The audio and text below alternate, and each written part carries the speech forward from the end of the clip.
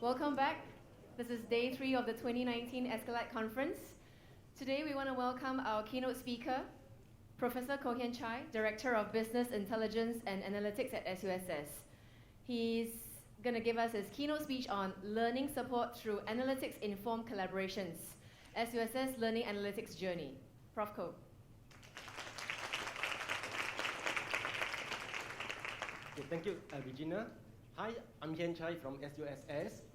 Yesterday, when most of you have gone back to your hotel, I was told that since this is the last day of the conference, I should not be too optimistic. There will not be many of the participants around. So when I walk in just now, I'm not sure whether I went to the right venue. So to confirm, you're here for the keynote address, right? Okay, that's good. Well, when Homan asked me several weeks ago whether I would like to deliver a keynote address, I thought long and hard, what shall I talk about? And I've decided that whatever topic I talk about, it must have a strong strategic thrust in the university. It must set a new strategic direction. And after thinking long and hard for 30 seconds, I told Homan, yes, I'll do it. So here I am. Anyway, my topic is on learning support through analytics-informed collaboration. The idea of learning support is not new. We have been trying to provide learning support to our students since day one. Maybe what is different from the way that we're now doing it compared to 3 years ago is that now we want to provide learning support through analytics-informed collaboration. So it's the analytics-informed collaboration that's new to us from 3 years ago. And essentially, I will share about our learning analytics journey with you. So let me get a clicker. So this afternoon, I will cover a few things. I will talk about the why. Why learning analytics for us, the how, the what, the challenges, and what we see to be the future directions for us, as well as for learning analytics generally. So if I were to think about how we started about 3.5 years ago, we started actually in August 2016 on this journey. And when I think back to that time, I think there are 3 converging forces that have got us started. Essentially, we have data explosion, technology, the need for learning support that has converged to cause a big bang, and that's how we started our learning analytics journey. When we talk about data explosion, we always think of data explosion and data mining in the commercial sector, where there are lots of data being collected. So imagine the amount of data collected by a bank in 1 hour, or a telco, a telephone company in 1 hour. And in the commercial sector, they'll be asking themselves, what do we do with this massive volume of data? When we think about data explosion, we always think of the 3 V's, the volume, the velocity, the variety of data. With so much data, what do we do with them? Data will be useless unless they can be transformed into information for decision making. Now, let's compare the commercial sector with universities. Do we have a data explosion? Yes, but maybe not to the same degree. For SUSS, when applicants apply to us, they have to fill in an application form. And in this application form, they essentially tell us their whole life history. I was at a session just now, and there was some discussion about, how is it that in Singapore, you can collect and use information about your students, like their age or the gender or the race? Is this legal? In Singapore, we have quite a different regulatory system, different laws on data privacy. So students, when they apply to us, they do give us a lot of data. So we have data from applications. We have data also when the applicants become students, when they take courses, when they have grades, when they interact with the LMS, when they submit their assignments online. when they interact and take part in activities, a lot of data are also being generated. So now we have a similar situation. We do have a lot of data in universities, in SUSS. So unless we can transform data into information for decision making, the data will not be useful. So this is the first important converging force that started us on the learning analytics journey. Number two, technology. Advances in technology in particular. We can think of it in two ways. One, the advances in technology has enabled online learning. Whether it's full online, whether it's blended learning, whether it's submission of assignments online, whether it's taking quizzes online or interactions online, advances in technology has enabled that. That has provided opportunities and challenges. What would be some challenges? In a physical classroom, I can look at the body language of my students, I can look at their facial expression, and I can tell more or less whether they understand what I'm saying or whether they're engaged. When we have online learning, my students are behind the computer screens. Most of the time, I do not see them, or I cannot see them. So can I tell whether they're engaged? Do I tell whether they're paying attention to what's going on in the online session? Now, fortunately, when we have online classes, online lessons, online courses, there are traces of data, or we call data exhaust, that will be left that we can later on mine to understand more about our students. So this is one implication of technology. Now, there's a second implication of technology that I think is also important, even though it's more technical. That is, technology has enabled data mining to be more powerful. Technology has enabled data mining to be more accessible. And why is there this link between data mining and data explosion? The link is this. Data mining is that methodology, that technology that enables us to transform data into information for decision making. And because we're in a university, most of our decisions will be related to teaching and learning. So there are these two important forces that cause us to think very much about the student support that we want to provide for our students. But these two converging forces will not be as important as the third one, which is the need for student support. So let me elaborate. SUSS is different. By saying SUSS is different, I don't mean SUSS is better, right? It's just that we are different. Now, why are we different? When we started in 2006, the university started in 2005, but started offering our own degrees in 2006. And I joined SUSS in 2006. In 2006, we have got no full-time programs. So every one of our students is a part-time student who is a working adult who come for classes on weeknights and on weekends. So we're unlike the other universities where most of the students are full-time students. What would be the implications? When you have students or working adults, these students will have to balance between family, work, and study. These students will have left work for quite a while. For our part-time students, most of them would have left work for more than 6 years. And for students in our CET programs, most of them will have left work for more than 12 years. So these students certainly need learning support. When I first joined SUSS in 2006 January, so it's quite a while ago, I was first recruited as the dean for the School of Business. At that time, all my students are working adults, and I have a chance to interact with my students. And I can tell you that these are students who, for whatever reasons, missed out on getting a first degree.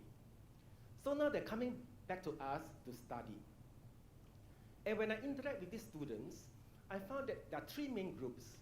We have a big group of students who, because they are poor, they are unable to afford a full-time degree. So they have to work. And after working, when they build up the resources, they come back to get a degree. There's another group, the second group. These students miss out on the first degree because they are not academically very gifted. And in Singapore at that time, we have only a few major universities, like NUS, NTU, SMU. So if they're unable to get a place in these three major universities, it'll be very expensive for them to go overseas to study. So they work and they come back later to study. We have a third group of students. They are the playful ones. In their younger days, they never thought that getting a degree is important. They just want to earn money. And then when they start working, they realize that, oh, I better come back for some upgrading. So we have these students. And I always believe, and my colleagues with me too, that whether our students miss out on the first degree because they are poor, because they are not academically very gifted, or because they were playful earlier on, they all deserve a good education. Not an easy education. Now this distinction is very important. It's so tempting for us to think that because these students are so busy, the working adults, let's set easier exams for them. Let's mark the exams more leniently. Let's give them some tips for what will come out in the exams. Can we do this? Yes, of course we can. Should we do this? No. Because if we do that, we'll be doing them a very great disservice. So what I'm driving at is this. We want to provide a good education, but we're mindful that our students are not the most academically gifted, even though we have some who are very good. So how do we help them? So this is where learning support comes into the picture. So why are we on this journey to provide learning support through analytics-informed collaboration? It's not just the data explosion. It's not just the technology that has enabled it. Most importantly, it's the need of our students. So it's all about, our journey is all about providing learning support. It's about improving students' performance, improving students' experience, improving students' learning. And this is why 3.5 years ago, we started our journey. The next question would be, how did we do it? What did we do to ensure that we are able to provide learning support through analytics-informed collaboration? First step, in August 2016, we set up the Business Intelligence and Analytics Unit. We'll call a different name at that time. You'll notice from this diagram here that this unit has got 4 major components. Until today, these are still the 4 major components. In learning analytics, we do a lot of data mining. It must be quite obvious that in data mining, no data means no mining. And bad data means bad data mining results. So the very first thing that we have to put into B&A is a data warehouse. Because data warehouse will facilitate data mining. Data warehouse will facilitate learning analytics and a lot of other things. So in the center of B&A would be the data warehouse. So what do we do with the data in the data warehouse? We can use it for reporting. We can use the data to create dashboards, to generate insights, to generate information that enable us to know more about our students, to know which students need help, and for us to provide the help. We want also to look at data from another angle, which may be technically a more sophisticated angle, which is to do lots of data mining, to do lots of predictive modeling, because we like to identify and uncover patterns, trends, relationships, things that will help us provide learning support to our students. This is the part that's new. Learning support is not new, but we want to do it in a way that can be effective, that can be efficient. So in B&A, we have the data warehouse, we have the reporting infrastructure, we have the analytics infrastructure, and very importantly, we have the training. Training first for ourselves. we need to upgrade our capability in analytics, B&A. We need also to upgrade the analytics capability of the university. Why? Because analytics is not just about learning analytics. Analytics is about the transformation of data into information for decision making. It can be a learning decision. It can be a HR decision. It can be a finance decision. We want the university to build up its analytics capability. So because of this, we do have a very formal and structured analytics training, all the way from descriptive analytics to diagnostic analytics to predictive analytics, with seminars like this, with hands-on lab sessions. And when we deploy learning analytics, we want also the users to understand what is in the dashboard, what goes behind the prediction, how to use the results, or for giving better support to our students.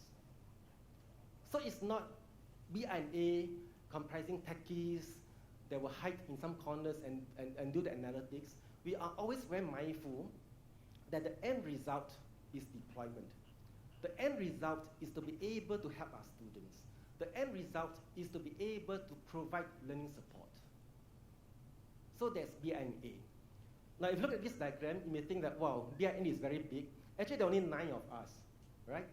And even though there are 9 of us, not every one of us is on a 5-day work week. So for example, I'm on a 4-day work week. My colleague, Syria, is on a 4-day work week. My colleague, Jess, is on the 2.5 days work week because she's seconded from a business school.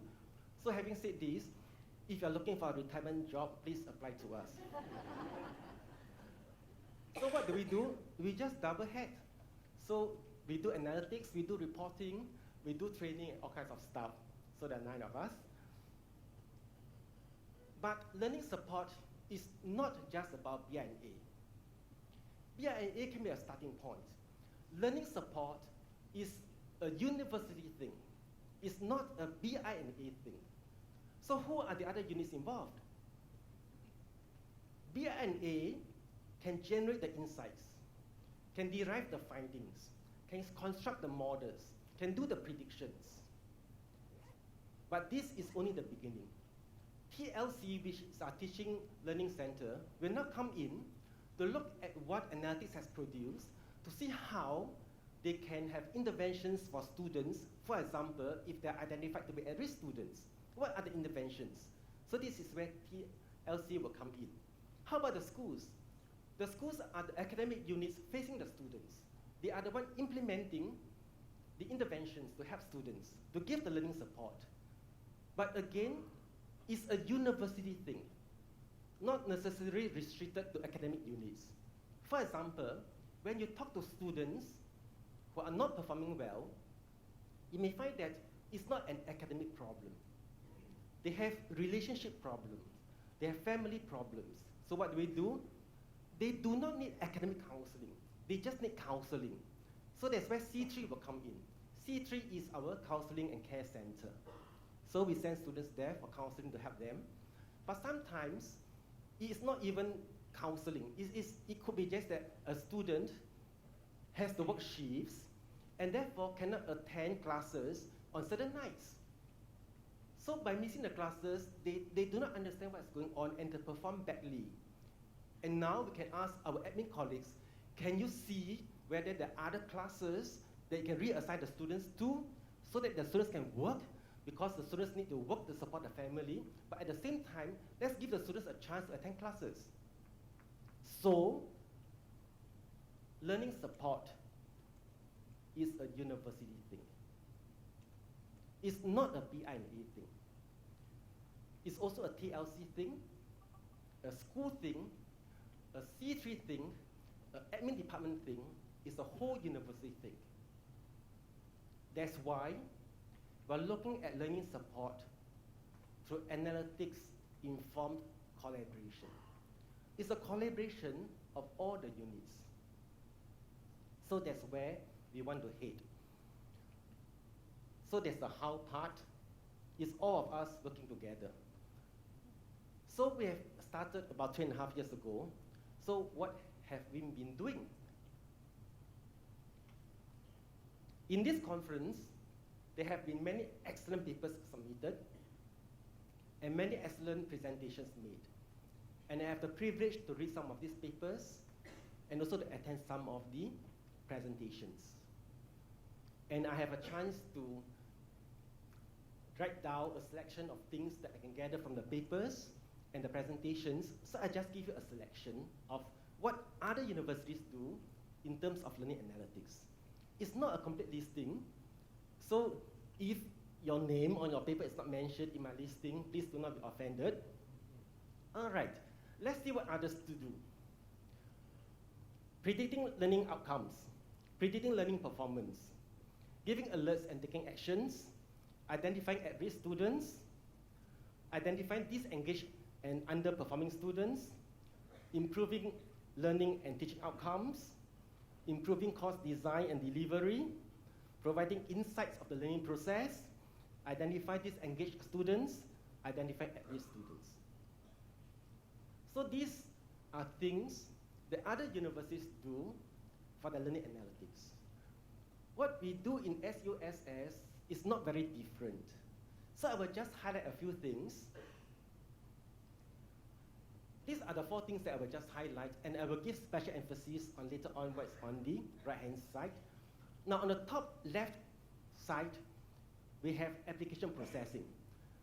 I mentioned just now that when I first joined SUSS, we only have working adults as our students. We only have part-time programs. Our full-time programs came into the picture only in 2014. When we started our full-time program, and that's still the situation now, that we have a lot more applicants than there are the number of places. So how do you decide which applicants to offer the places to? Of course, we look at lots of things. But with analytics, one of the things that we also consider would be their predicted performance if we should offer him or her a place in the university. The reasoning is simple. We do not have unlimited resources. We only have this number of places to offer to our applicants. We want to give the places to applicants with a reasonable chance of success. So, we like to do predictions. We like to look at all our previous graduates in the full-time program, all our students, and look at information and data available at the point of application. Given that, can we make predictions of how the applicants will perform if they were offered a place? So we apply learning analytics in this way. Now, the picture on the bottom left hand is something that I find interesting, because when we think about learning analytics, when we think about data mining, we always think of data mining tools like association analysis, clustering, predictive modeling, decision trees. But this project on the bottom left-hand side is interesting because we did not use any of these. What we used was multi-calo simulation. We were looking at quiz equity. Right now, we already have an algorithm to select questions from a bank of quiz questions and individualize every quiz for every student. Even though this algorithm is random, it's based on random selection, we are concerned whether there is quiz equity across all the students.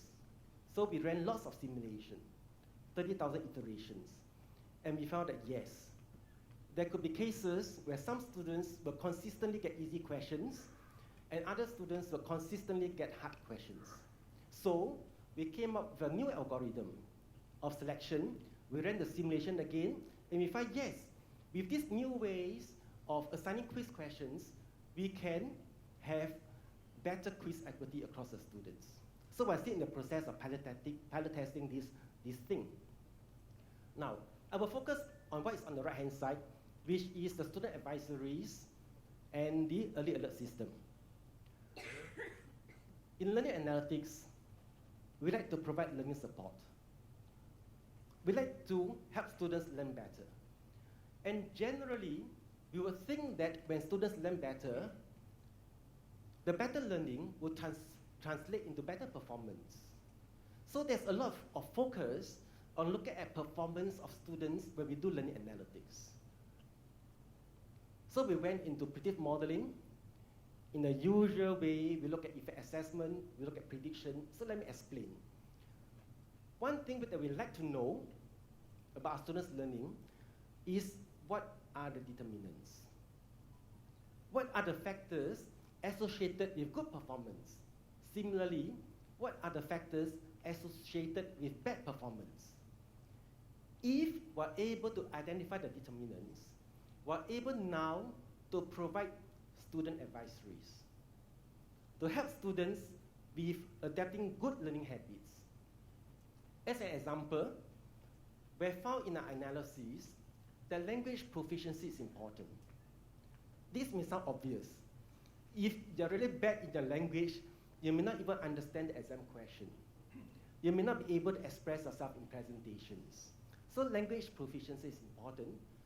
So now that we have found this to be an important determinant, what do we do? So this is where TLC will come in. TLC would come up with interventions. They will have academic support guide. They will run courses. They will run workshops. They will do one-to-one coaching to help our students improve their language proficiency. So we advise students to improve on the language proficiency, while at the same time offering avenues for them to do that. We talk about the early alert system, and again, the reasoning would be simple. If I know the significant determinants of performance, it must be the case also that if I know what determinants are, or what levels of determinants are for each student, I must be able to predict the student's performance. A long sentence, so let me repeat that. If we can identify the significant determinants of performance, then given these determinants, I should be able to predict the performance of the student. So this is the rationale behind our early alert system. We want to have a system that gives us prediction at the beginning of the semester how the student would perform during and at the end of the semester, so that we can identify students who are at risk, so that we can do something to help the students. This is our early alert system. And we refresh the models every semester. And that's going to come soon. On the 19th of December this year, the students' results will be released. And we'll start refreshing the model. We'll start constructing and validating the models, so that by mid-January, we'll be able to give the schools and TLC the list of students, or the predicted semester GPA, whether they're at-risk students or whether they're good students. And we'll try to do something to provide learning support to all these students.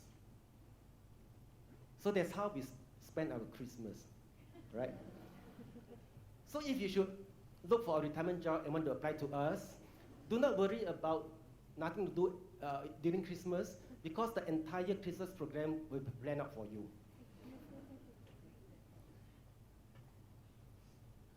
This is an example of our early alert system dashboard.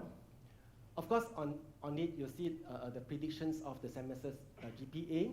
Now, this dashboard is also linked to other pages. In other words, from the dashboard, you will know the students' past performances, the courses taken by the student's demographic profile, the students' prior education, where they come from, and all kinds of stuff. You can do all kinds of filtering that you want, but the important point is this. The important point is, after BI&A has generated all these predictions, we now gather together the schools, we now gather together TLC, and then as a group, we have to think about how to help the students. And different schools use this dashboard in different ways. For example, for some schools, they look not only at the at-risk student, they identify also students who do well or expected to do well, and they will send these students encouraging emails. And other students, they may write to them and alert them to the resources that we have that can help them, or ask them to come and talk with us. And for some schools, they say, okay, why don't we form study groups for the students? Why don't we put poor students, poor performing students, and good performing students into the same study group so that the poorer students can receive help. And the better students can have a chance to help their fellow students. So we do lots of these things as well. So this is an example of the predictions that we do. And as I mentioned just now, it's not just a B&A thing, it involves everybody. And I find the early alert system dashboard to be a very good illustration of what learning support is all about in SUSS.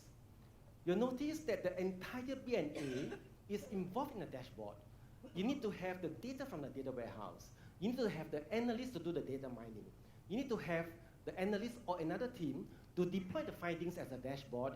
You need the training people to come in to help the end users understand what the dashboard is all about, to help the end users know what to do with the results in the dashboard. And so the whole B&A is involved. But not only that, it's also TLC, it's also the schools, it's also C3 when needed, it's also the admin departments. And this is what we mean by analytics-informed collaboration, where all of us together as a university attempts to provide the support for our students, the learning support for our students. So we've been doing this for a while. Are there challenges? Yes. I've got a big screen in front of me that tells me I have 6 minutes left. I'm getting hungry, so I'll talk faster. So let me focus on the more important points. There are challenges, yes. I will just highlight one slide from here, which tells us about the critical success factors. In my opinion, the most important critical success factor is top management support. We have a president who is a very firm believer in student support, in learning support, a very firm believer in learning analytics. If you have a chance to listen to his presentation on the first day in the panel session, you know what I mean. All right, so these are the critical success factors. Now, there are also challenges. One important challenges that we'll highlight will be this. We've got faculty who have been teaching for the last 20, 30 years. And they will ask, I've been a good instructor for 20, 30 years. I've been a good instructor without any learning analytics. Now tell me why I should use learning analytics in my teaching to help support student learning. It's a challenge. So the soft approach is to try to convince them and to show them that yes, learning analytics can be very helpful to the students, can be very helpful to your teaching. But we're also embarking on a more aggressive approach, which is to put learning analytics into our strategic map, and that is happening, right? In fact, this coming Monday, we're going to have a strategy planning session, and learning analytics is going to be a part of it. Now let me move on to talk about the future. First, the future for BI&A and for the university. This is more internal. What do we foresee to be our future directions? Very importantly, we want to build up our own capability. We want to build up our own analytics capability. If you think about analytics capability, you can think of the 4 stages of maturity of analytics, starting from descriptive analytics, to diagnostic analytics, to predictive analytics, to prescriptive analytics. We have done the first 3, and we have started now to move into prescriptive analytics, meaning this. Shall we now be looking at optimization, giving the predictive modeling outputs? Suppose I give the schools a listing of the probabilities of students being at risk. The schools do not have unlimited resources. They want to help all the students, but they cannot be speaking to every student. They have to prioritize. Maybe we should give priority to students who have a higher probability of being at risk. Maybe we should give priority to students who are closer to completion of the degree. Maybe we should put aside for the time being all those students whose predicted semester GPA is above 4.0 out of 5, Maybe we should counsel everybody whose semester GPA is below 2.5. Maybe we should consider how many faculty we have that can do the counseling. So notice that we have moved into the optimization mode. Essentially, it's a linear programming problem dealing with binary integers, looking at constraints. And we're trying to build up our capability in that area. Will we use prescriptive analytics in the near future? Probably not, but we want to be ready for it. The time may come, we want to be ready. And this is consistent with what we are as a university of lifelong learning for working adults. If we expect our students to upgrade their skills and knowledge, we cannot expect any less for ourselves. We must always keep upgrading our capability, and that's what we have as a future direction. Now, let me just talk about one more thing, because on this screen it says I got 1 more minute. Essentially, we are a university of social sciences. We believe in doing well, but we believe also in doing good. We expect the same of our students. We want our students to do well. That's why we want to provide learning support through analytics-informed collaboration. But we want our students also to do good. So when it comes to learning analytics, I'm not competing with my fellow universities. We may compete for the same pool of students, we may compete for the same pool of faculty, but when it comes to learning analytics, we want to share. And we have been doing that throughout the whole of this year. We have been hosting visitors from NUS, visitors from SUTD, and we just share. And we even invited faculty and staff from SUTD to come and join our analytics training. Everybody will gain. The students will gain. And we also like to go beyond the university. So there's something here that I stated as MHA. MHA is the Ministry of Home Affairs. They have a training institute. I put here also CSC, which is a civil service college that trains civil service in Singapore. They have visited us, they've invited us to visit them. They like to know what we do. They like to see whether we can help them in their corporate training, right? How about more generally, outside of BNA, outside of SUSS, what do we see? Or what do I expect? I would expect that there will be advances in pedagogy frameworks, as well as data mining tools. On the first day, we heard from our first keynote speaker, Mike, who talked about pedagogy-informed design. On the second day, we heard from our second keynote speaker, Sandy, about team-based learning. And we can be sure that there will be advances. There will be new learning frameworks that will appear, that will surface, that will help students learn. At the same time, data mining will become more powerful to help us better identify trends, patterns, relationships. And that's where the future is going for learning analytics. Just one more. Ethics. Do we face ethical issues? Yes. Let me give you an example. I thought about application processing. I thought about giving limited places to applicants with reasonable chance of success. So I may have 2 applicants, A and B, and based on my predictions, I will say that, okay, A has a better chance of success, let's give the place to A. Can my model prediction be wrong? Of course. If my model prediction is wrong, I will affect at least 2 lives, A and B. But we do not, at least me and my team, we do not compare our model accuracy with 100%. We ask ourselves, if we do not have this predictive model, will we be better off? So far, we're convinced that no. We really need to have a lot of these analytics in the background to make efficient and effective decisions. So we face all these issues all the time, and that's why I always tell my team, what we do affects life. You must be very serious if you join BINA. Yes, I'm quite serious about that.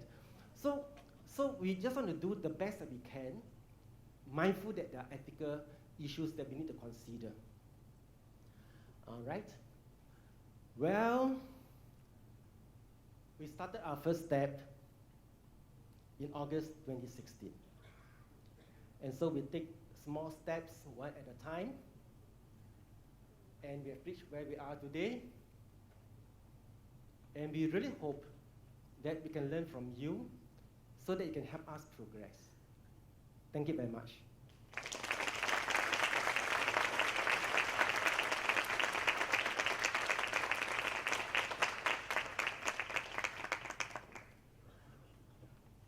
Thank you, Prof. Koh. I'd like to invite Prof. Chye to now present a token of appreciation. To Prof. Koh, please.